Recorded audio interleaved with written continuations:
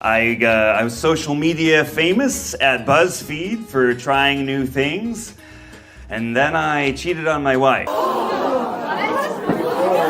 You need to leave!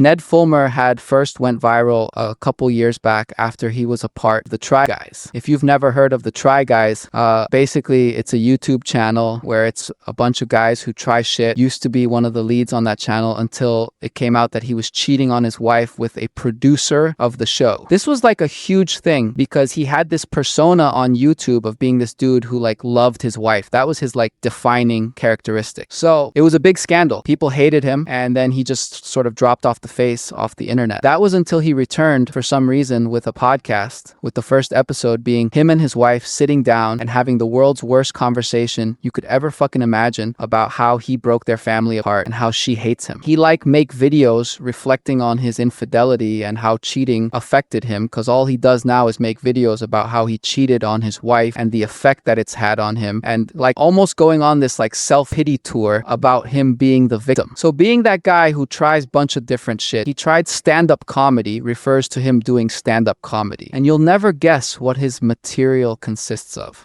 Yeah, if you don't know me, don't Google me. I am Ned Fulmer. Oh, that was so uncomfortable. And yeah, I used to be famous at BuzzFeed for trying new things. Then I cheated on my wife. Turns out that was the one thing I should not have tried that was new.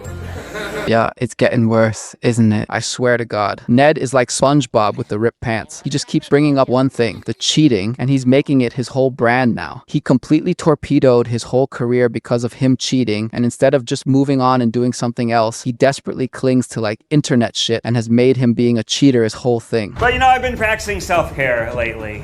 Things like crying on the toilet and doom scrolling Tinder. You know, I got very discombobulated in the middle of my set. I got off track, I kind of forgot things. What else? You know, you could say I'm in the middle of a rebrand. You know, I'm embracing my jaded dad bod Ben Affleck back tattoo aesthetic.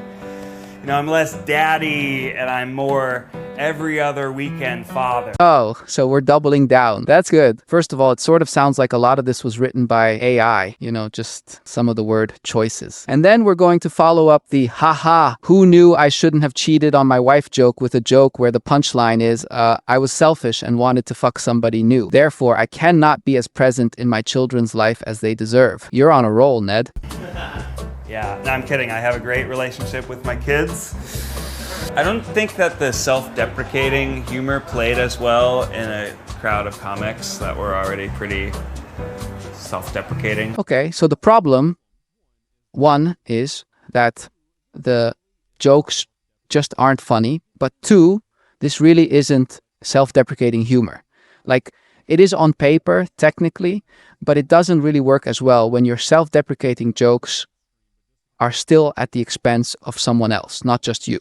This shit is more painful than like a fucking ISIS beheading video here. But he does get more laughs this time around. I think it comes from a place of like them trying to be nice. So it's a lot of pity laughs because I just can't imagine anyone genuinely having like a belly laugh or a hoot and a holler with any of his material. BuzzFeed, you know, I basically wrote the listicle 10 reasons why having a workplace affair will shatter your marriage and career.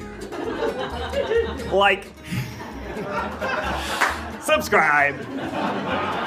Yep. Good one, Ned. Like I said, these aren't even really jokes, and he doesn't even deliver them as such. It almost sounds spiteful. Like, it sounds like it's coming from a place of like saltiness about how all of this unfolded. And the way he like does the like subscribe, like the very animated, I'm not really one for conspiracies, but I would not be surprised if he is pumping in laughter sound effects. What's funny there? What would have made anybody laugh by saying, looks like I fit in? Sounds like the entire fucking room just burst into laughter. Honestly though, and this might be a crazy take, but honestly, I feel like at some point you've just got to respect the guy, not for like who he is as a person or for all the shit that he's done, but I mean to be willing to put up with all this shit to make videos. But again, like I said, maybe my sense of humor is just not the right one. You would think that at some point Ned would just sort of, stop. But that doesn't really seem to be the case. I don't think he's going to give up anytime soon. I guess on the bright side, this isn't the most offensive thing that we've seen him do. I think I'm pretty confident with my ranking. I would say that this is the second hardest thing we've had to watch. We could, if we all wanted to, give it like an honorary first place ranking because, oh my God, I don't think anything's ever going to top that podcast.